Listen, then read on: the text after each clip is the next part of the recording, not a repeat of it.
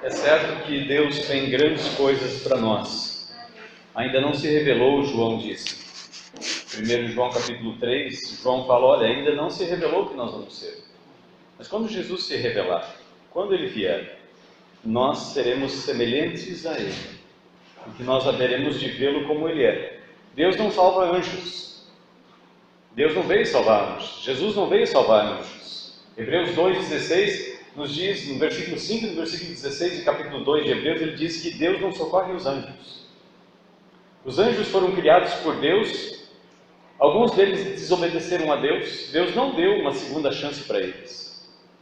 Mas quando Deus fez o homem e a mulher, Ele disse, vamos fazer o homem à nossa imagem, de acordo com a nossa semelhança. Às vezes a gente fica pensando assim, puxa vida, como deveria ser um anjo?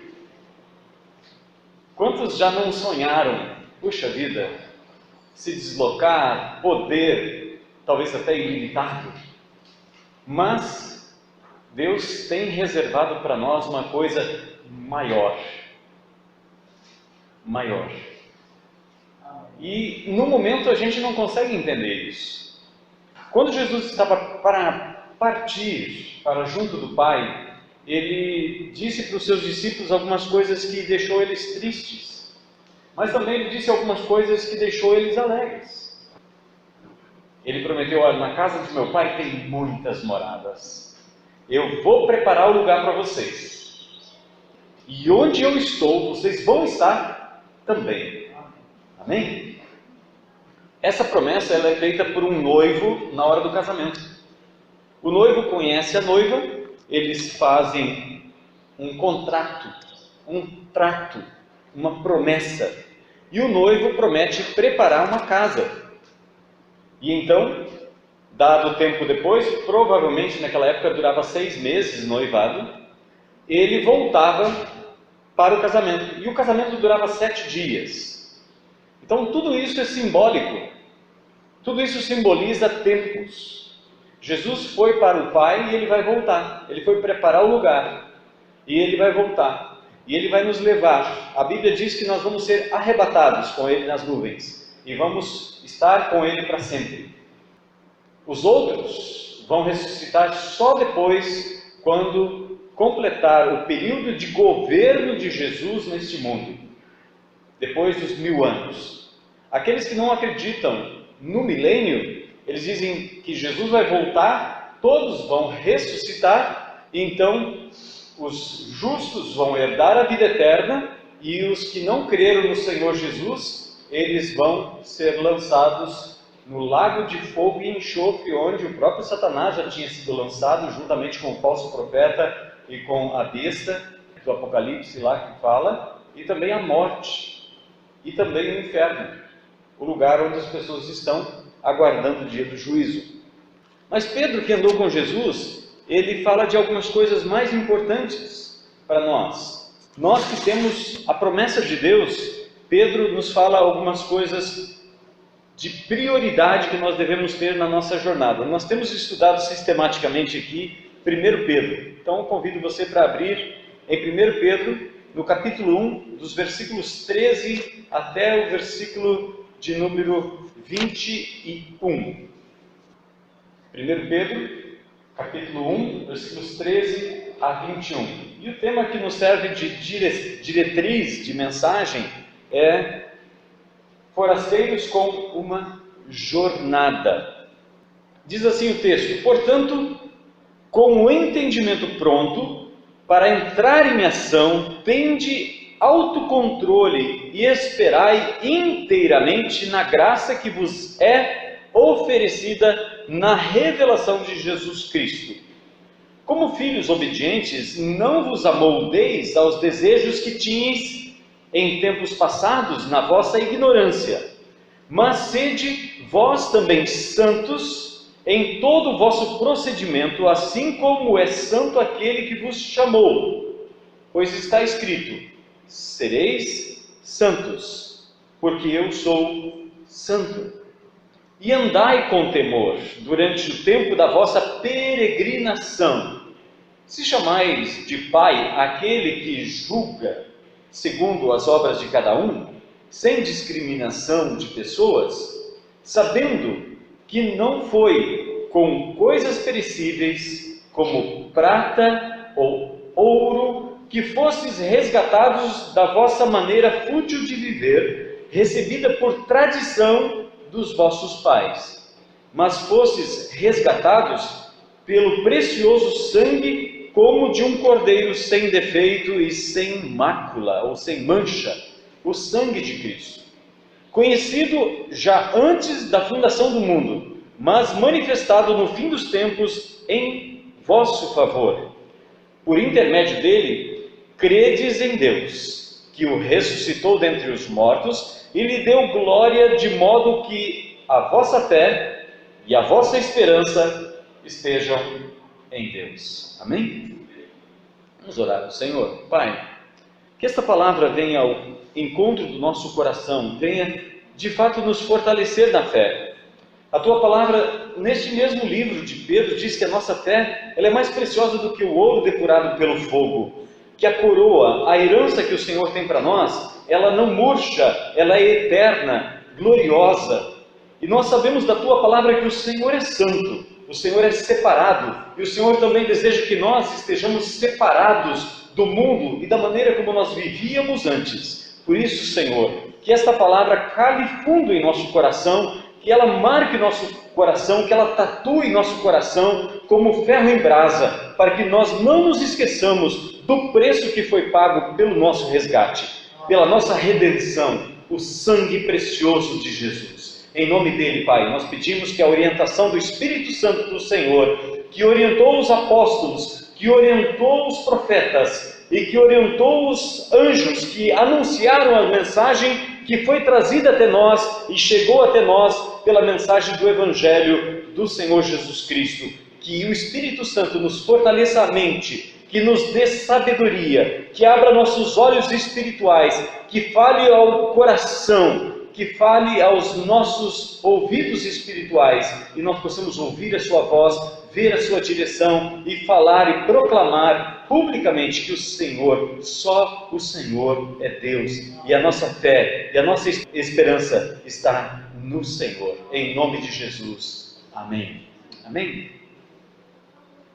Então nós vamos ver algumas coisas. João escreve, no capítulo 14, verso 1 a 3, não se perturbe o vosso coração, crede em Deus, crede também em mim. Jesus estava andando com seus discípulos por 3 anos e meio talvez, e ele diz para eles: olha, vocês estão tristes agora, mas não fique perturbado o coração de vocês, creiam em Deus, e creiam em mim também. Por que Jesus está dizendo isso? Porque Jesus foi fiel testemunha de quem é Deus. Jesus amou com misericórdia e graça todas as pessoas, todos aqueles que se aproximaram dele. Ele não rejeitou nenhum. Nem o sábio Nicodemos foi rejeitado por Jesus, mesmo ele fazendo uma pergunta que Jesus cria de fato que ele devia saber a resposta. Você é mestre em Israel e você não entende isso? É necessário nascer de novo. Jesus ensinou com toda a paciência, amor. E ele disse para os seus discípulos: na casa de meu pai há muitas moradas. Se não fosse assim, eu vos teria dito. Jesus já teria explicado para os discípulos: olha, nós não temos lugar para vocês, mas agora a gente vai ter que construir um mundo novo, porque muita gente acreditou em mim, e aí agora a gente pegou Deus desprevenido. Jamais. Deus não tem um plano B. Deus não tem um plano B. Deus só tem um projeto, e ele passa pelo Evangelho. Deus só tem um plano, e ele passa pela igreja. Por isso que Pedro diz no versículo 20, que Jesus já sabia antes da fundação do mundo que ele iria entregar o seu sangue, derramar o seu sangue por nós. E ele sabia do sofrimento, e ele diz aos discípulos: olha, quanto eu me angustio até esse dia chegar. Eu tenho um batismo que eu vou ser batizado, e eu estou angustiado até que isso aconteça. Jesus sabia. Jesus sabia do sofrimento, e por isso que ele disse: Pai, todas as coisas são possíveis para ti. Se possível, passa de mim esse cálice. Mas não seja como eu quero, seja como tu queres. Jesus foi obediente até a morte, Paulo escreve aos Filipenses, e morte de cruz, não foi uma morte simples. E por causa desse sangue que nós hoje vamos celebrar a ceia do Senhor. Jesus sofreu, nós celebramos o cálice da bênção. Olha só como Jesus é bom. Ele tomou o cálice amargo da ira de Deus em nosso lugar. Nós não poderíamos suportar isso. Então Ele tomou em nosso lugar. E Ele segue dizendo, pois vou preparar-vos lugar. Preparar lugar não é fazer um lugar. Por quê? Porque já há muitas moradas. Já é mais do que o suficiente. Quando Noé fez aquela arca, tinha lugar e espaço suficiente, mais do que o suficiente, para abrigar aquelas pessoas durante aquele tempo. Mas as pessoas não creram. Mas as pessoas não confiaram.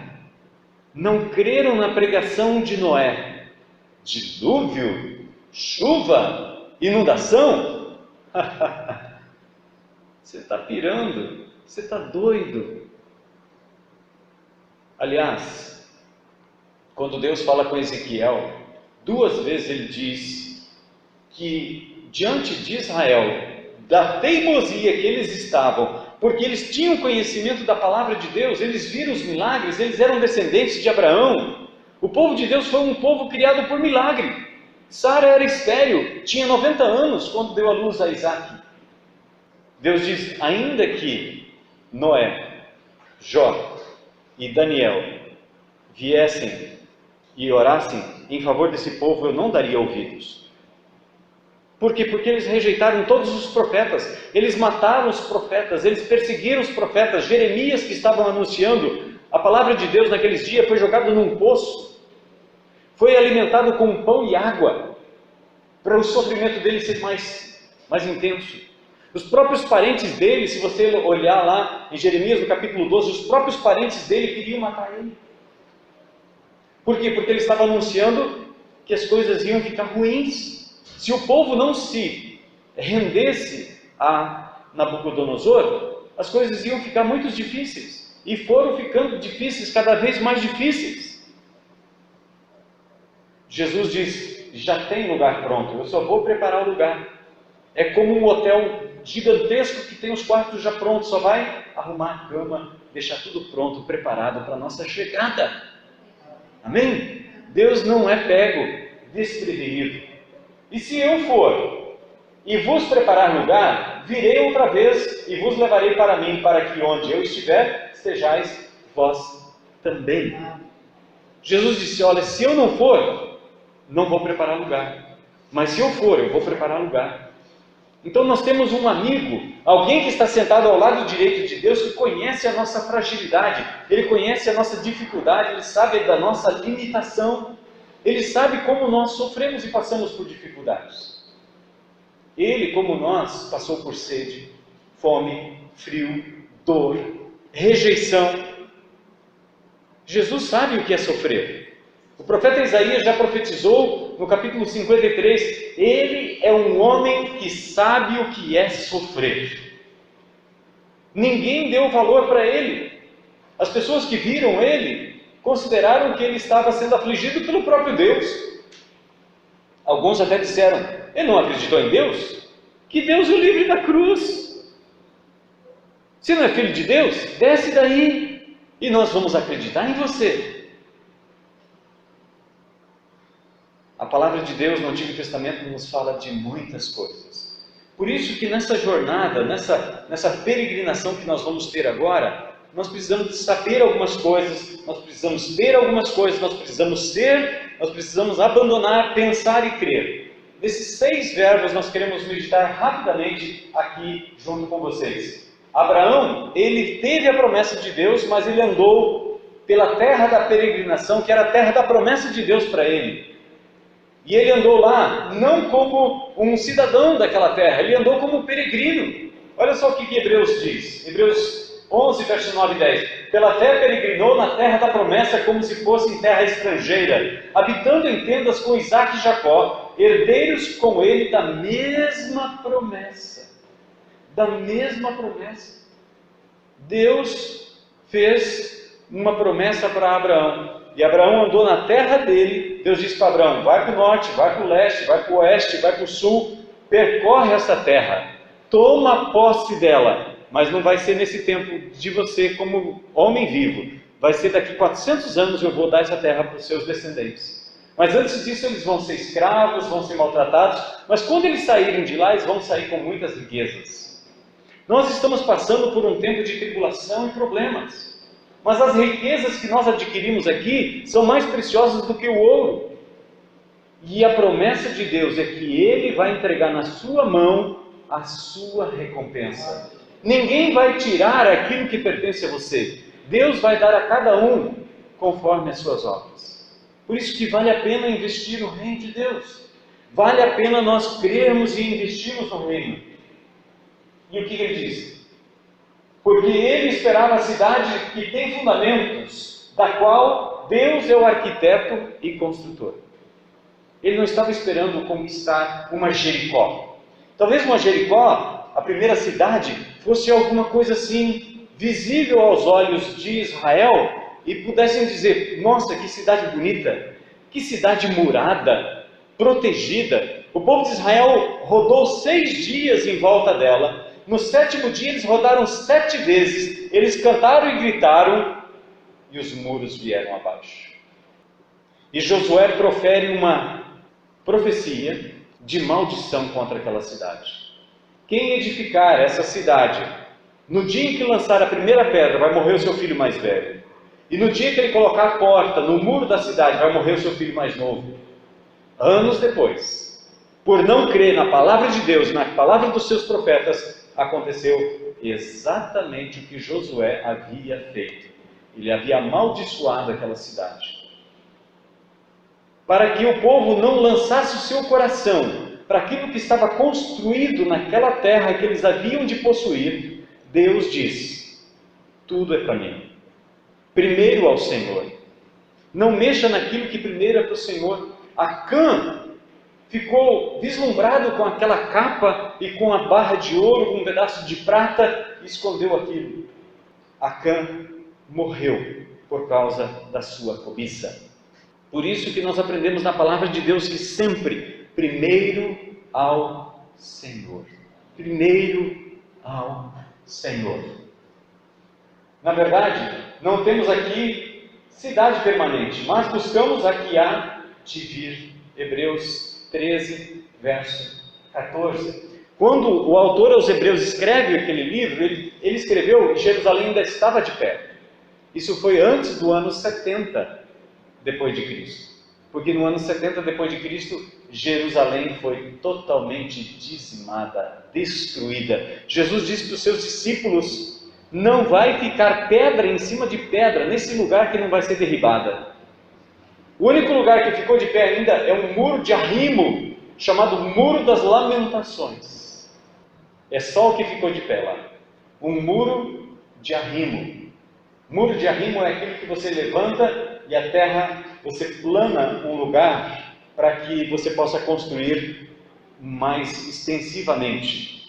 Porque aquele lugar era um lugar, era uma colina, era um Monte Moriá, que Davi comprou para ali oferecer sacrifício a Deus. Amém? Abraão peregrinou na terra da promessa. Por quê? Porque aguardava a cidade que tem um fundador, um Deus vivo. Então, forasteiros com uma jornada. Há coisas que nós precisamos saber. Primeira coisa que nós precisamos saber, que somente a graça de Jesus é que nos salva. Não fomos nós que construímos, não fomos nós que fizemos, não é o nosso sacrifício, não. É o sacrifício do Cordeiro de Deus. É aquilo que a palavra de Deus nos diz.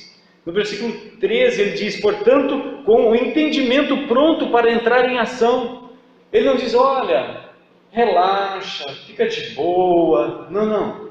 Nós temos que ter nossa mente bem exercitada, conhecendo a verdade, a palavra de Deus, como nós somos salvos e por que nós somos salvos. Segundo, que Deus é imparcial. No versículo 17, ele diz que Deus não faz acepção nem discriminação de pessoas. Às vezes a gente pode pensar, ah não, aquele ali não tem jeito, aquele ali nem Deus pode salvar. Nós não podemos fazer isso. Pedro fez isso. Pedro 2 vezes fez isso. Primeiro, o Espírito Santo teve que mostrar 3 vezes para ele um lençol cheio de animais que eles consideravam impuros, conforme a lei do Antigo Testamento. E aí o Espírito Santo disse, vai com eles. E 3 vezes o Espírito Santo tinha dito para ele, não consideres impuro o que eu purifiquei. Então, se Deus nos purifica, nós somos santos, por causa da justiça que está em Cristo Jesus. É Ele quem nos santifica, é Ele quem nos purifica. Por isso nós não podemos fazer discriminação. Deus não tem filhos prediletos. É verdade que algumas pessoas preferem Deus mais do que as outras. Mas Deus não faz discriminação. Isso significa que eu posso me aproximar de Deus e Ele abre a porta e Ele diz, vem filho, abraça-me. E Ele me abraça. Me ajuda, Senhor, Ele me ajuda. Às vezes as nossas orações mais sinceras são gemidos, porque nós nem sabemos o que falar. Paulo diz em Romanos, no capítulo 8, que às vezes a gente não sabe nem como orar. Mas o Espírito Santo nos ajuda com os gemidos que nós não podemos nem entender. Às vezes nossa oração mais sincera é Deus disse, eu entendi tudo. Porque Ele não depende da minha informação, Ele sabe tudo. Ele sabe tudo. Em terceiro lugar, que temos um alvo, a vida eterna. Nós estamos rumando para a vida eterna. Nós não estamos aqui para ficar andando em círculos. Como o povo de Israel, Deus conduziu o povo de Israel para conhecer a terra prometida. Os espias, onde cada tribo foi escolhido, eles foram lá, eles olharam, eles acharam a terra maravilhosa. Mas quando eles voltam, 10 deles começam a difamar a terra. Eles dizem, aquilo não é para o nosso bico. Tem gigantes lá. As cidades são fortificadas, a gente não vai conseguir conquistar.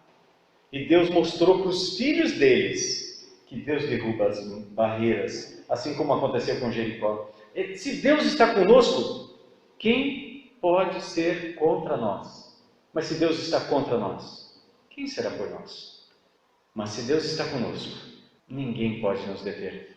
O profeta Isaías diz, agindo Deus, quem impedirá? Quem impedirá? Ninguém pode impedir Deus de agir.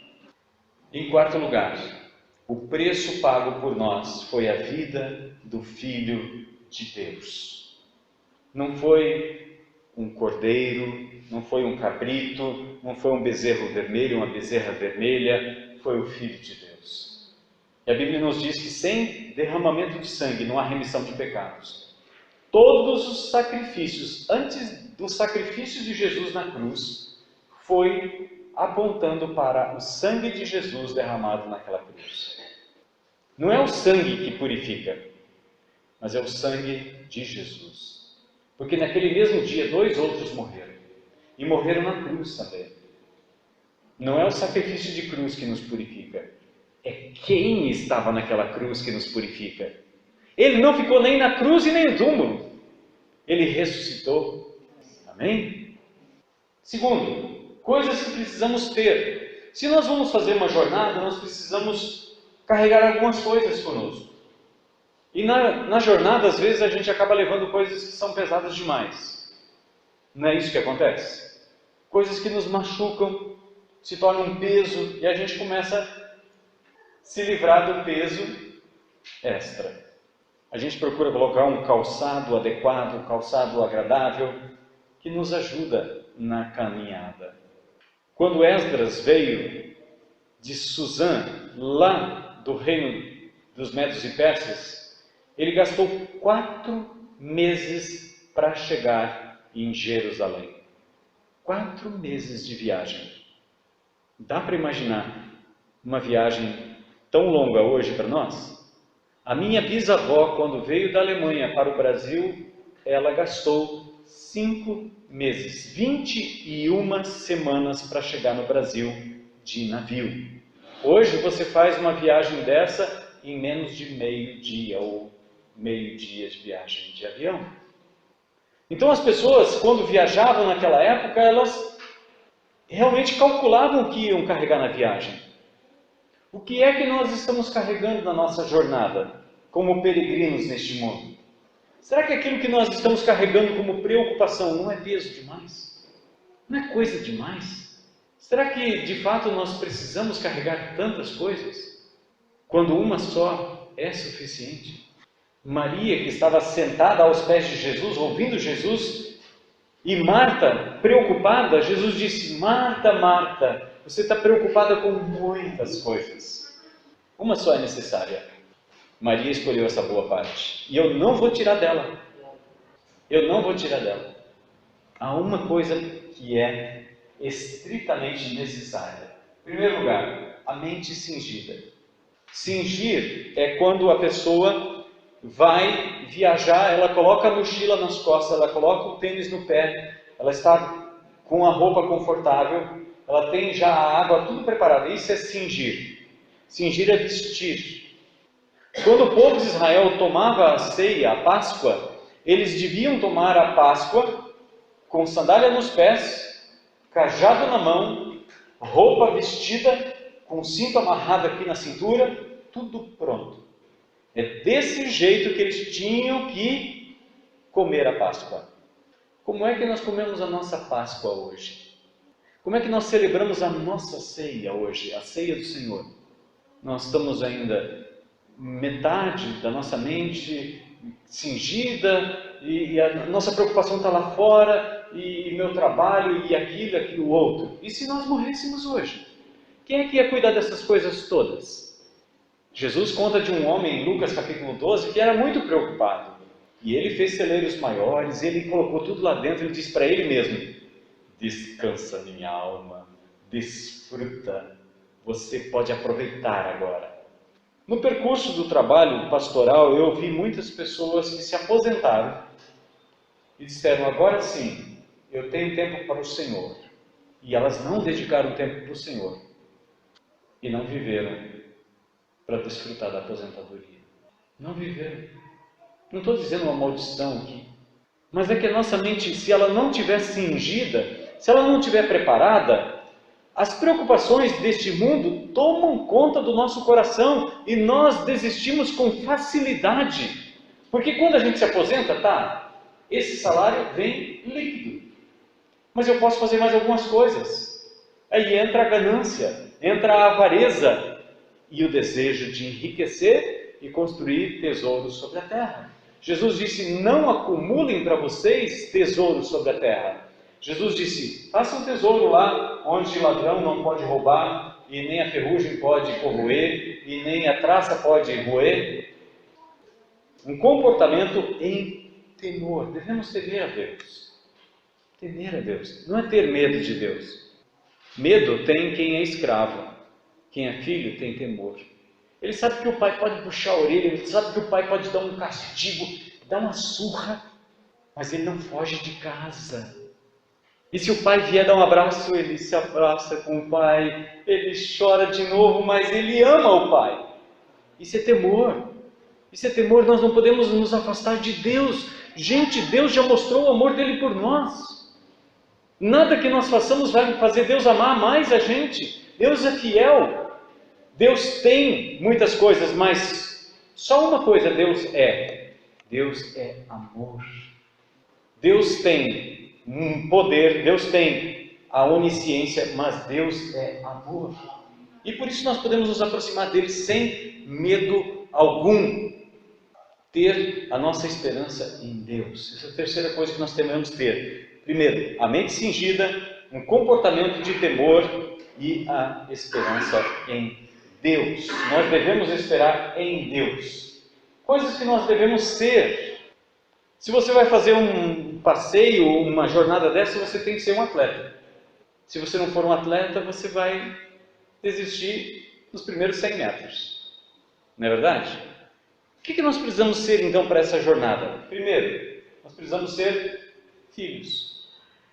Só um filho de Deus pode fazer essa jornada. Só quem foi chamado. E Deus nos chama de filhos. Deus nos convoca para sermos como filhos. Olha o versículo 14. Como filhos obedientes. E não é só filho, porque tem filho desobediente também. Se Pedro diz que tem filho obediente, é porque tem filho desobediente. Ele não deixa de ser filho, mas ele está em desobediência. E todo filho que está em desobediência precisa ser corrigido. E quando Deus corrige, isso dói. Isso dói. Em segundo lugar, nós precisamos ser obedientes. Primeiro nós temos que ser filhos, depois nós temos que ser obedientes. Uma obediência, quando não se tem vontade, é mais preciosa do que 10 ou 100 obediência quando nós temos vontade. Porque quando nós temos vontade, nós queremos fazer aquilo que nós gostamos. Mas quando nós obedecemos sem gostar, nós agradamos a Deus. E é nessa hora que a gente pisa na cabeça de Satanás, na cabeça da serpente, porque ele quer que nós sejamos desobedientes. A palavra pecado é rebelião, é desobediência. Adão e Eva desobedeceram a Deus, ao contrário de Jesus. Jesus obedeceu a Deus. Adão e Eva tinham todas as árvores do jardim, eles estavam num jardim regado com água e frutas, e desobedeceram a Deus. Jesus estava no deserto, sem água e sem alimento. Satanás tentando ele obedeceu a Deus.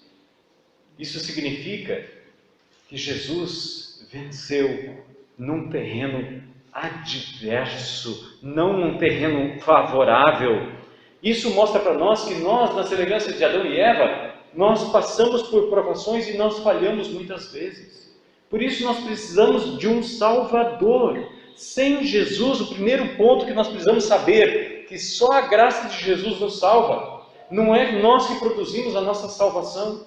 Então nós precisamos saber disso, que só a graça de Jesus salva, que Deus é imparcial, que nós temos um alvo, que o preço pago por nós foi o sangue de Jesus, que nós precisamos ter a mente cingida, um compromisso, um comprometimento em temor, um comportamento em temor, e a nossa esperança deve estar em Deus. Mas também nós devemos ser primeiro filhos, depois obedientes e por último santos. A palavra santo talvez ela assusta as pessoas, porque santo e santificado significa separado. Santificarás o dia do descanso. Separa o dia do descanso. No templo tinham muitos utensílios. E aqueles utensílios eles eram usados e tinham outros utensílios que as pessoas usavam em casa. Mas aqueles utensílios usados no templo, eles eram separados para aquela finalidade. Então, santos e santificar significa separar-se. Do que nós temos que nos separar? Pedro dá uma lista. Ele diz: como filhos obedientes, não vos amoldeis aos desejos que vocês tinham nos tempos passados da vossa ignorância. Nós devemos nos separar desses desejos. Às vezes o mundo lá fora pode dizer o seguinte: mas hoje não é mais assim, isso não é mais considerado errado. Ora, esse é o padrão do mundo. Mas qual é o padrão de Deus? Será que Deus tem um padrão? Deus tem algo que Ele quer que nós façamos? Quarto verbo, abandonar. Coisas que precisamos abandonar. Quem vai caminhar não pode ficar na sombra. Ele vai ter que caminhar no sol também. Então ele vai ter que abandonar a sua zona de conforto muitas vezes. Ele vai ter que deixar aquele lugar para trás. E vai ter que passar por desertos. O deserto na vida do crente não é uma opção. Ela é parte da agenda. É parte do roteiro para a gente chegar na Canaã celestial. A escravidão e a prisão foram a agenda de José para ele chegar no trono, no governo, junto com o faraó. As dificuldades da nossa vida é o atalho de Deus para você vencer. Amém? O que nós precisamos abandonar? Em primeiro lugar, os maus hábitos. Nós somos conhecidos pelos nossos hábitos. Os hábitos, eles demonstram o que nós praticamos constantemente. Um hábito você faz sem pensar. Você pensa em como escovar os dentes? Não. Você está tomando banho e você está pensando em outras coisas. Você se esfrega e se esfrega tudinho, de cabeça aos pés. Porque é um hábito. Você está comendo, você está conversando, você corta, você coloca na boca sem ficar mirando o garfo na boca. Por quê? Esse é um hábito. Mas tem hábitos que são fora do projeto de Deus para nós. E esses hábitos podem nos levar à destruição. Então tudo aquilo que não é bom deve ser deixado de lado. O que deve ocupar nosso coração é aquilo que é bom, é saudável. Isso que honra. É isso que Paulo fala aos Filipenses no capítulo 4, verso 8. Ele diz, tudo aquilo que é bom, tudo aquilo que é agradável, se alguma virtude existe, se algum bem existe, seja isso que ocupe a vossa mente. Por isso nós temos que ter a nossa mente cingida, preparada. Segundo lugar, a maneira de viver deste mundo. Nós não podemos olhar para o mundo e nos amoldar a este mundo. Nós temos um padrão. O padrão é a Bíblia. Você quer conhecer o padrão de Deus? É só ler a Bíblia. Olha para a vida de Jesus. Olha para a vida de Jesus. Não é ser religioso. Tem muita gente que é religioso. Não pode isso, não pode aquilo, não pode aquilo outro. Paulo diz, todas as coisas me são lícitas, mas nem todas convêm. Todas me são lícitas, mas eu não me deixarei dominar por nenhuma delas. Tem coisas que você pode fazer perfeitamente, mas às vezes, e depende da situação, é melhor não fazer, porque aquilo pode provocar ou ser um escândalo para as outras pessoas. Então você troca, você abre mão daquilo que pode ser até prazeroso para você, por algo melhor. Essas trocas que nós fazemos, Deus está vendo cada uma delas. O que é um jejum? Jejum é trocar algo prazeroso. Algo que você pode se alimentar e você sente sabor e prazer de comer. Mas quando você faz jejum, você está abrindo mão. E isso agrada a Deus. Deus não quer que você faça greve de fome, não é isso. Não é greve de fome. E não é comer comida sem sal. Não é isso que agrada a Deus. Mas quando você abre mão voluntariamente de algo que te dá prazer em favor de um jejum, a favor de alguém, ou em favor de alguém, isso agrada a Deus. E Deus diz, ela está fazendo com esse propósito. Eu vou fazer o que a minha filha, o que o meu filho está pedindo. Amém? Terceiro, a natureza pecaminosa que nós herdamos. Pedro diz que nós herdamos uma natureza que ela está inclinada ao pecado. A Bíblia chama isso de concupiscência. A concupiscência é que nem você está com o braço levantado. A tendência natural dele é descer. Concupiscência é a inclinação. Esse é o sentido da palavra. Concupiscência é a inclinação. Por isso que Paulo fala, aquilo que eu desejo, que eu quero, não faço. Mas o que eu não quero, eu acabo fazendo. Quando Moisés estava com os braços levantados, ele via que Josué descia lá no vale, os amalequitas. Mas quando ele baixava os braços, pelo cansaço, eles perdiam. Moisés entendeu isso muito bem, que havia uma luta espiritual ali, mas os seus braços se cansavam. A concupiscência é como os braços cansados de Moisés. Nós precisamos de pessoas que andam ao nosso lado, por isso que é necessário discipulado. É necessário nós andarmos com pessoas. Nós não somos lobos solitários, somos ovelhas de um rebanho que tem um pastor. Ele se chama Jesus de Nazaré. E ele deixou o exemplo para a gente, ele fez discípulos. Ele disse, agora vocês vão pelo mundo inteiro. O que eu fiz com vocês, vocês façam com os outros. Fazei discípulos de todas as nações, batizando eles e ensinando eles a fazer outros discípulos. E até que eu volte, eu vou estar com vocês todos os dias. E não é só todo dia, é o dia todo. Amém? Então nós precisamos saber algumas coisas, ter algumas coisas, ser, abandonar, e também nós precisamos pensar. Nós não podemos somente ter a nossa mente cingida, mas nós devemos exercitar a nossa mente. Nós devemos praticar o pensar. Eu dizia para minha esposa quando ela começou a estudar, e eu voltei para a faculdade depois de alguns anos de ter parado de estudar, eu dizia para ela, pensar dói. E dói. Criar novas conexões na nossa mente dói. E às vezes o pastor vem aqui na frente e começa a fazer alguma mensagem um pouco mais rebuscada da palavra de Deus. Não, pastor, isso é muito complicado, é melhor você simplificar isso. A gente quer ficar assim no leitinho. Gente, não podemos, nós temos que crescer. Quanto mais vocês crescerem, mais imunes o corpo e a mente de vocês vai estar contra as ciladas de Satanás. Não vai chegar alguém na tua casa lá, bater palma lá com a Bíblia na mão e vai te convencer de uma doutrina contrária à vontade de Deus. Pelo contrário, você vai confrontar ele e vai dizer, não, negativo. A palavra de Deus diz assim. Mas se nós apenas nos alimentarmos de leite, de papinha, nós não vamos crescer. E aí qualquer um pode nos enganar. E às vezes a gente fica assim, abismado, como é que tem gente, né, dando dinheiro de roldão para essas pessoas que estão enganando o povo?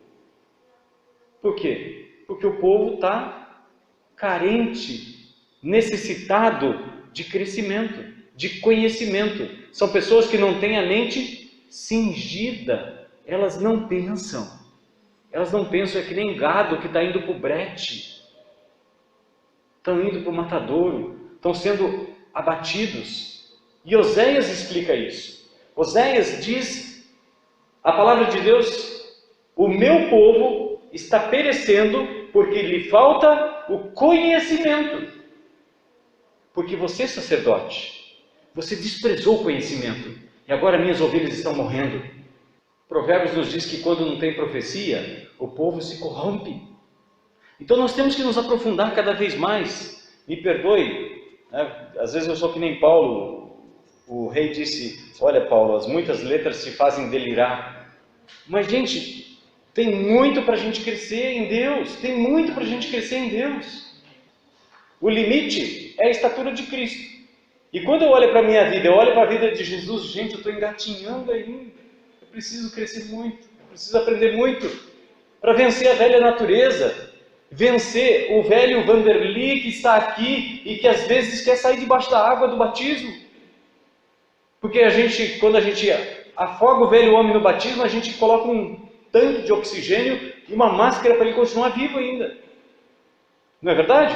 E de vez em quando aflora o velho homem. E a gente fala, a gente xinga, a gente fica com raiva, a gente fica nervoso.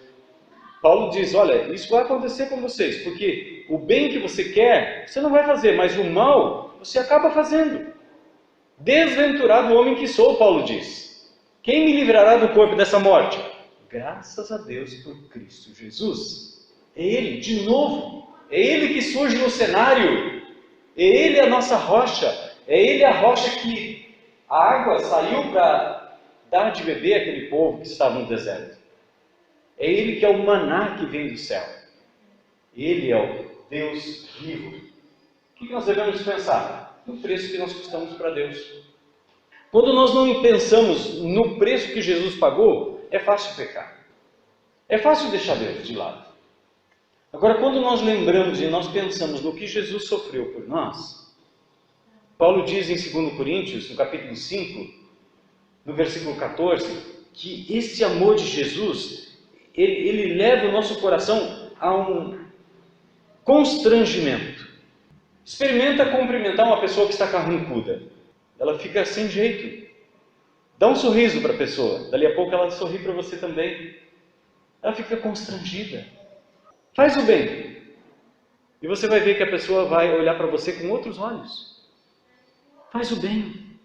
Não se deixe vencer pelo mal, Paulo disse. Mas vença o mal com o bem. Romanos 12, 21. Vença o mal com o bem.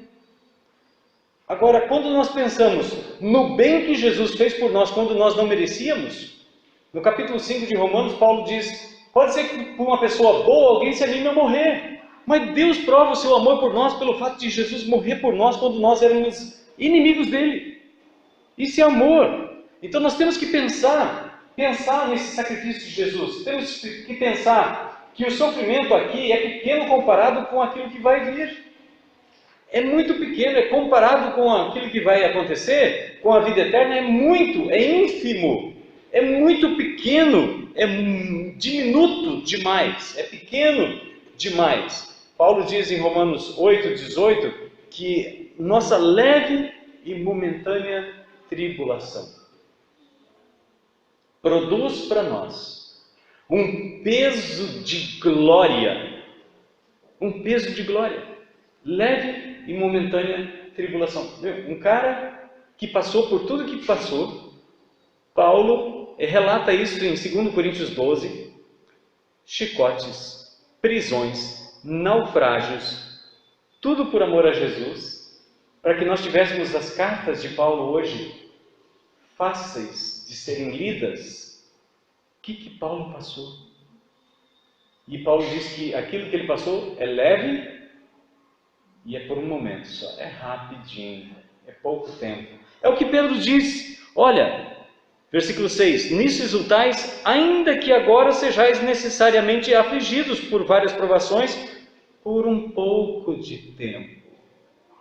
É um pouco de tempo. E ele completa isso no versículo 24, ele diz, porque toda pessoa é como a relva e toda a sua glória é como a flor da relva, seca-se a relva, cai a sua flor, mas a palavra do Senhor permanece para sempre, e essa é a palavra que vos foi evangelizada. Nossa vida aqui é curta, é 60, 70, quando alguns têm uma saúde de ferro, chega a 90, 100 anos, é pouco tempo. Se a gente tivesse condições de comparar esse pouco de tempo com a eternidade, a gente ia ficar assim, puxa vida. Mas como diz aquela canção, vai valer a pena. Tem um escritor cristão, ele disse, se não me engano é o John Stott, ele disse, se você pudesse ver a grandeza do céu, você faria de tudo para pecar um pecado a menos. Se você pudesse contabilizar a grandeza do céu, o amor de Deus, você faria de tudo para você pecar um pecado a menos. Nós devemos pensar na ressurreição. É na ressurreição que nós vamos receber a recompensa. As recompensas que o homem dá hoje para a gente, ela é pequena, ela é limitada, ela tem prazo de validade, mas a recompensa que nós vamos receber do Senhor, ela é eterna. E em quarto, a garantia da vida eterna em Jesus. Sabe o que me dá a garantia de confiar em Deus? De que essa vida eterna é uma vida eterna de fato? É imortalidade? É o próprio Filho de Deus. Jesus veio e se tornou carne e sangue como nós. O próprio Filho de Deus se tornou alguém igual a mim, para que eu me torne alguém igual a Ele. Ele está vivo. Ele está sentado à direita do Pai. A Bíblia nos diz que quando Jesus ressuscitou, ela cita o mesmo Jesus. Várias vezes, você pode procurar na sua Bíblia, e o mesmo Jesus ia andando ao lado deles. Aqueles dois discípulos que estavam indo para Emaús, o mesmo Jesus apareceu no meio deles. O mesmo. Tanto que 8 dias depois ele chama Tomé e diz, Tomé, não seja incrédulo, toca aqui, sou eu mesmo. Põe aqui tua mão. Não seja incrédulo, mas seja crente, creia. E ele cai aos pés de Jesus, diz, Senhor meu e Deus meu. Jesus disse, você acreditou porque você viu, mas feliz é aqueles que creem sem ver. E é isso que Pedro está dizendo aqui, não tendo visto, versículo 8, pois sem tê-lo visto, vós o amais, e sem vê-lo agora, crendo, exultais com alegria inexprimível e cheia de glória. Amém? Em sexto verbo é crer. Crer em quê? Crer que Deus existe e recompensa aquele que o busca. Hebreus 11:6, é impossível agradar a Deus sem fé. Agora, se nós temos fé em Deus, cremos nele, sabemos que Ele existe e nós o buscamos, quem é que nos torna, ou quem é que nos dá a herança, o galardão? É Ele. Por isso que Jesus diz em Apocalipse 22:12, venho sem demora, nas minhas mãos está a recompensa para dar a cada um conforme as suas obras. Amém? Há uma recompensa por você fazer essa jornada. Segundo e último, que a graça de Jesus é suficiente. Veja só a vida de Paulo. Paulo, juntamente com Pedro, sofreram perseguição, foram presos. Pedro foi preso pelo menos 2 vezes, que está escrito em Atos. Pedro foi açoitado. No final da vida dele, ele foi crucificado de ponta cabeça. Paulo foi preso diversas vezes, foi açoitado, maltratado, naufrágio, e depois ele foi decapitado, porque ele era um cidadão romano. Ele não podia ser crucificado, mas ele foi decapitado. Agora veja o sofrimento deles. Vamos pensar em Paulo. Paulo pede para Jesus: Senhor, tira esse espinho da minha carne. Jesus disse: não, Paulo, eu amo você demais. Eu amo você demais, e por isso, e porque eu te amo, eu vou deixar. Porque a minha graça te basta. A minha graça te basta. Muita gente já teria deixado Jesus de lado, mas Paulo não. Paulo viu Jesus pessoalmente. A visão de Jesus deixou ele 3 dias cego, mas o que ele viu é fantástico. Ele disse: olha, eu não sou lícito de dizer o que eu vi. E repeti as palavras que eu ouvi. Ele não diz nem que é ele. Ele diz: olha, conheço um homem que na carne ou fora da carne, não sei, Deus sabe, foi arrebatado até o 3º céu. E lá eu vi coisas grandiosas, mas para que eu não me ensoberbecesse, foi me colocado esse espinho na carne. Se Deus der bênção para você, se Deus te der uma visão, não deixe que o orgulho tire a bênção de Deus de você. Amém? Vamos ficar em pé. Você recebe essa palavra como palavra do Senhor. Amém? Nós somos forasteiros com uma jornada. Nós estamos peregrinando nesse mundo. É um deserto, é verdade. Mas nós temos a Canaã celestial para onde nós vamos. Por isso, para que essa jornada exista, então, coisas que nós precisamos saber, coisas que nós precisamos ter, coisas que nós precisamos ser, coisas que precisamos abandonar, coisas que precisamos pensar e coisas que precisamos crer. Amém? Jesus disse: siga-me. Vamos para esse lugar? Eu quero ir para lá. Amém? Deus amado, nós te agradecemos por essa palavra. Senhor, agora também quando nós queremos celebrar a ceia do Senhor, Deus, que essa celebração com o pão e o vinho, com o corpo e o sangue de Jesus, seja para nós motivo de fortalecimento da fé, para que possamos permanecer fiéis e firmes nesse propósito. Ó Deus, que nossos pés não se desviem jamais do caminho que nos conduz a Ti, mas possamos com alegria sermos guiados pelo caminho da vida eterna. No nome de Jesus, nosso Senhor, que andou por esse mundo como peregrino, mesmo sendo dono deste mundo, assim como Abraão, que peregrinou na terra da promessa, nós também somos aqui peregrinos, e nós cremos que em breve o Senhor voltará. Nós cremos que em breve o Senhor voltará. E este lugar, este mundo por onde estamos peregrinando, nós vamos reinar com Cristo e vamos glorificar o nome do Senhor. Em nome de Jesus, Pai, nós te adoramos. Amém, amém, amém.